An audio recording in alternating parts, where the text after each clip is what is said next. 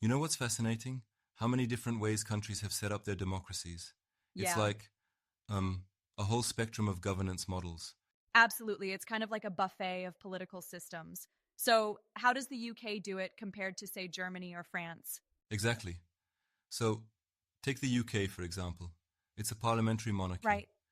They've got a king or queen, but the real power lies with the prime minister. And the prime minister isn't directly elected by the people, correct? Yeah, that's right. Voters elect members of parliament, and then the majority party's leader becomes the prime minister. Hmm. So it's kind of an indirect process. That's pretty different from how we elect leaders here. What about Germany? Germany is really interesting too. It's a parliamentary federal republic.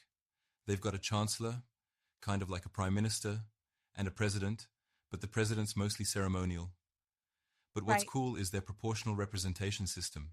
Oh, yeah. Where the number of seats a party gets is proportional to the number of votes they receive. Exactly. So it allows for more balanced representation of parties. Yeah. But it means they often have to form coalition governments, because no single party gets a majority. Doesn't that make governing a bit tricky? It can.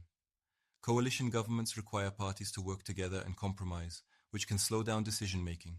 Hmm. But on the flip side, it's like they have to play nice in the sandbox. Haha, that's a good way to put it. So, what's the deal with France? France has a semi presidential system. They have both a president and a prime minister. The president is elected directly by the people and has significant powers, especially in foreign affairs and national security. Right. The prime minister handles uh, domestic policy. So, they split the executive duties between two people? Exactly. But it can lead to cohabitation, where the president and prime minister are from different Yeah. parties. That can be a bit of a power struggle. I bet that makes things complicated. Did they get anything done? Well, sometimes it can slow things down, but it also forces different sides to collaborate. Right. It's like a forced group project where you don't get to pick your partners. Haha, sounds familiar. So, each system has its quirks. Absolutely. And then you have countries like Canada, which is a parliamentary monarchy like the UK, but they've got a governor general representing the monarch. Yeah. And in Japan, the emperor is a symbolic figure with no political power. So, what's the point of having a monarch or emperor if they don't have real power? Well, they often serve as symbols of national identity and continuity. Yeah.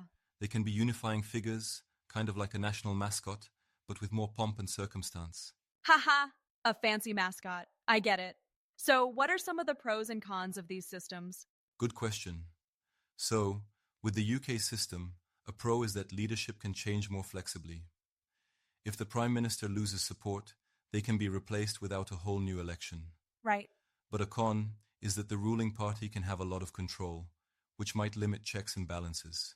That could be risky if they misuse that power. Exactly. In Germany's system, proportional representation means smaller parties get a voice, Hmm. but it also means that extremist parties can gain seats, which is a bit concerning. Yeah, that's definitely something to watch out for. And France's semi-presidential system provides a balance between a strong president and a responsive parliament. Right. But the potential for conflict between the president and prime minister can be a downside.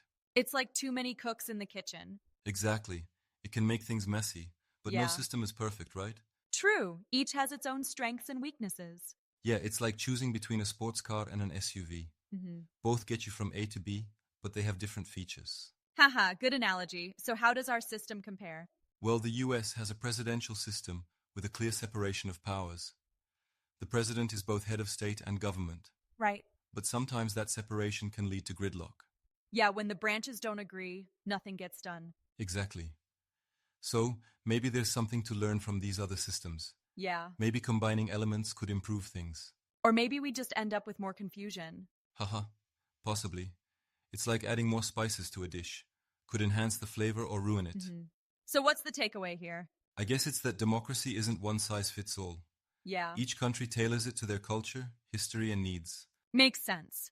But do you think any of these systems are better than the others? Well, that's subjective. Personally, I think proportional representation has merits in promoting fairness, but it can also lead to instability. Right. So it's a trade-off. Yeah, I see that. Maybe there's no perfect system. Exactly. What's important is that the system serves the people and upholds democratic values. Hmm. Well, this has been a great discussion. Definitely. It's always enlightening to explore how other democracies work. Yeah, agreed. Maybe next time we can dive into how these systems handle specific issues. That would be awesome. I'm all for it. Mhm.